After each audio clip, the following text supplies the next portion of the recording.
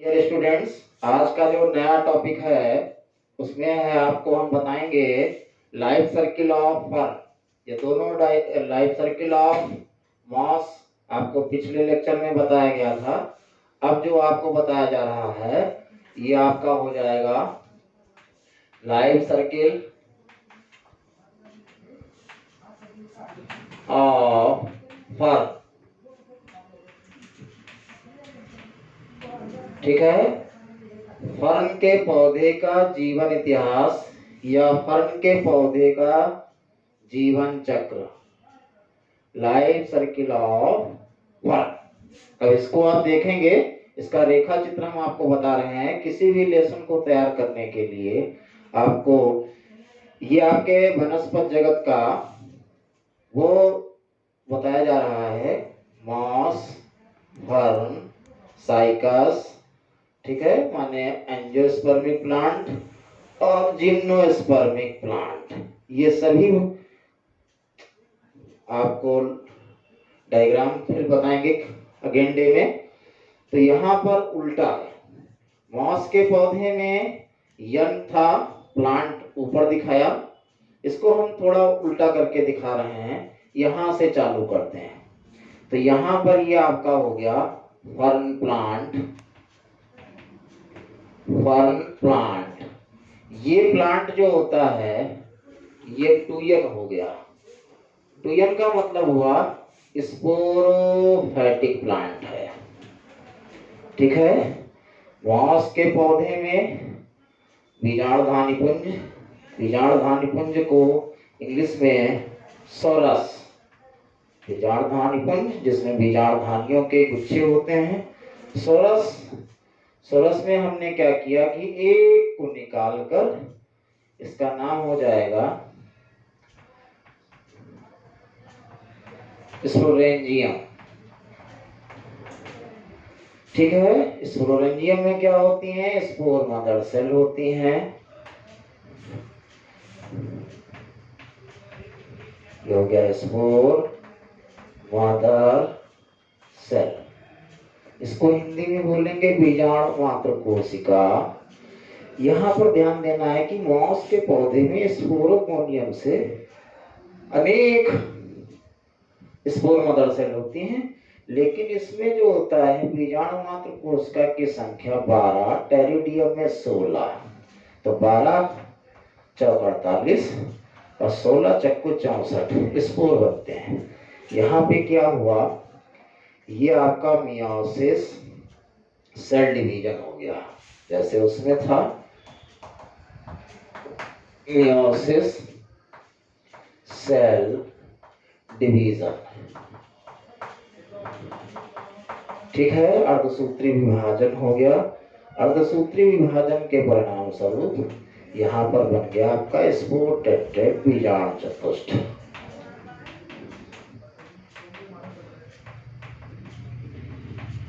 ये हो गया स्पोर टेट्रेट।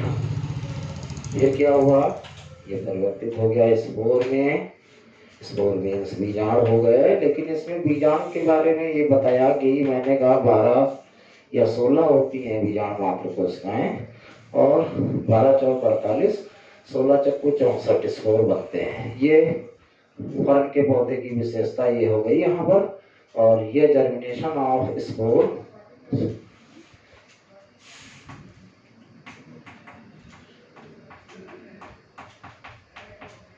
ये हो गया जर्मिनेशन ऑफ स्पोर, बीजाणु का अंकुरण। सेम उसी तरीके से जैसे फर्न का है, लेकिन जहाँ चेंजिंग होगी वो आपको बताया जाएगा। वो बनाता है प्रोटोनिमा।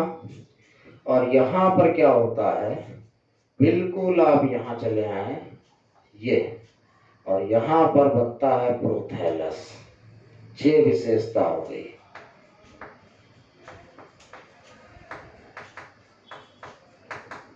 प्रोथैलस ये हृदयारोपी होता है। हृदयारोपी का मतलब पान की पत्ती के आकार का होता है, और ये बाइसेक्सुअल होता है। ये इसकी विशेषता है। बाइसेक्सुअल मीन्स दो लिंगी होता है। इसी पे मेल एंड फीमेल ऑर्गन होते हैं। तो ये आपका एन हो गया, ये भी एन हो गया, ये भी एन हो गया, ये 2n था, ये 2n था। Fern plant 2n। Sorus means बीजाणुधानी पुंज। पुंज का मतलब होता है एक से अधिक। उसमें एक को हमने निकाला, इसका नाम रख दिया स्पोरेंजियम। स्पोरेंजियम का मतलब होता है बीजाणुधानी। धानी के अंदर बनती है spore mother cell. Spore mother cell जो होती है रिडक्शन डिवीजन या मियोसिस या विषम सूत्री कोश का विभाजन या न्यूनकारी विभाजन करके स्पोर्टेटेड स्पोर, जर्मिनेशन ऑफ स्पोर, और फिर बन जाता है प्रोथैलस। प्रोथैलस और मॉस प्लांट ये आपके एन हो गए, समानताएं हो गई। और यहाँ पर जब आप आए, प्रोथैलस बाइसेक्सुअल बताया है, अब इसको सेम मॉस के पौधे की तरह लेकर चलना है। ये बस ध्यान देना है कि इसमें दोनों ऑर्गन प्रोथैलस पे ही होते हैं। तो ये हो गया आर्किगोनिया, वहां मैंने आर्किगोनियम लिख दिया है, यहाँ मैंने गोनिया लिख दिया। ये हो गया एंथ्रेडिया,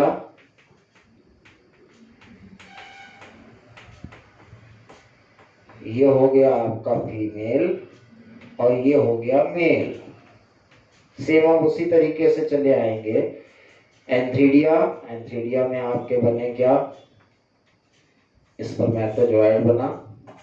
स्पर्मेटोजोइड का मतलब भ्रूण हो गया।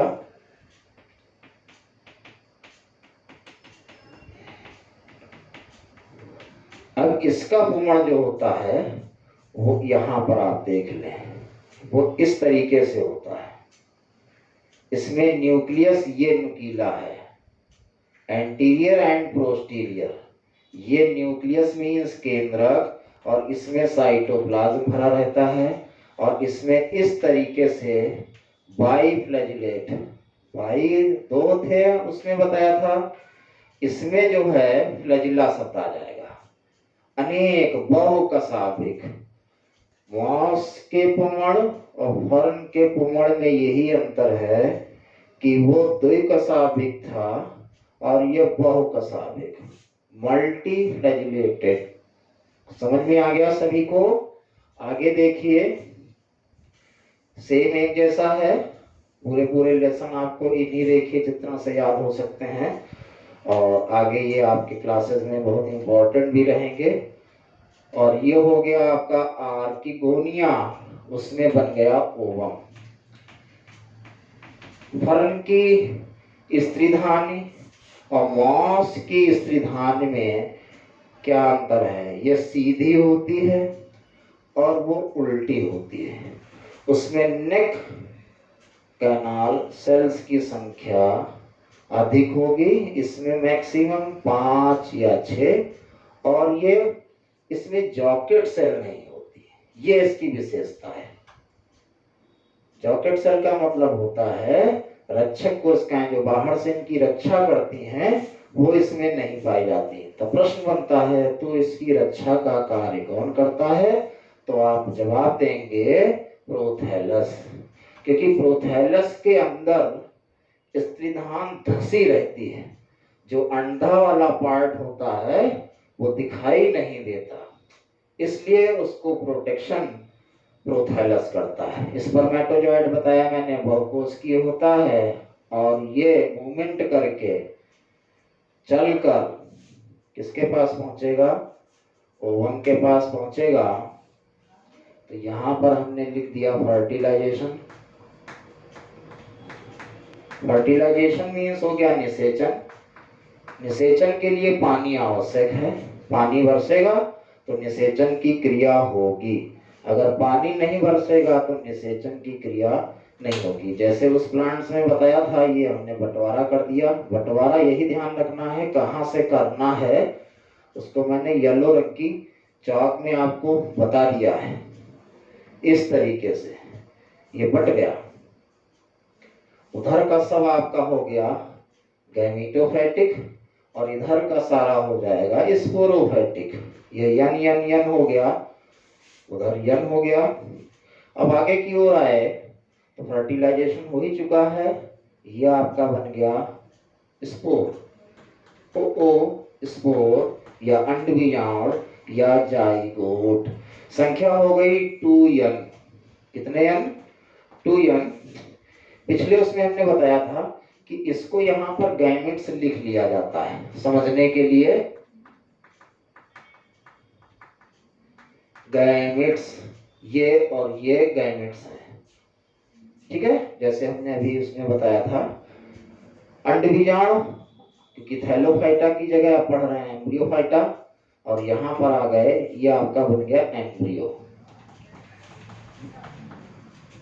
एम्ब्रियो मीन्स हो गया भ्रूण, ये 2n हो गया। भ्रूण जो होगा विकसित होगा, विकसित होकर ये यहाँ पर आएंगे और यहाँ इससे ये मिलेगा। यहाँ पर एक शब्द यूज कर रहा हूं, young fern plant. Young fern plant, तरुण न्यू पौधा होगा, और ये भी आपका 2n होगा। जब ये पौधा पूर्णतः विकसित हो जाता है तो क्या होता है, प्रोथैलस सूख कर नष्ट हो जाता है। इधर जो दिख रहा था इसको बोलते हैं गैमेटोफैटिक जनरेशन।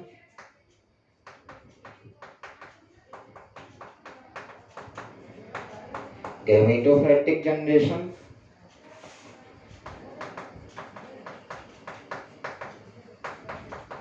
इसको यन के नाम से, और ये आपका हो गया स्पोरोफैटिक। स्पोरोफैटिक जनरेशन,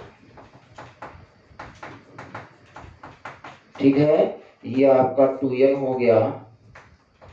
अब यहां पर आप ध्यान देंगे पूरे सर्किल के बारे में कि मांस का पौधा जो होता है वो 2 गुणित या स्पोरोफैटिक होता है। उसमें बीजाणुपण माने स्पोरोफिल या बीजाणुधानी पुंज। बीजाणुधान पुंज में बीजाणुधानी होती है, बीजाणुधानी में बीजाणु मात्र कोशिकाएं जो होती हैं वो अर्धसूत्री विभाजन द्वारा 48 या 64 बीजाणुओं को जन्म देती हैं।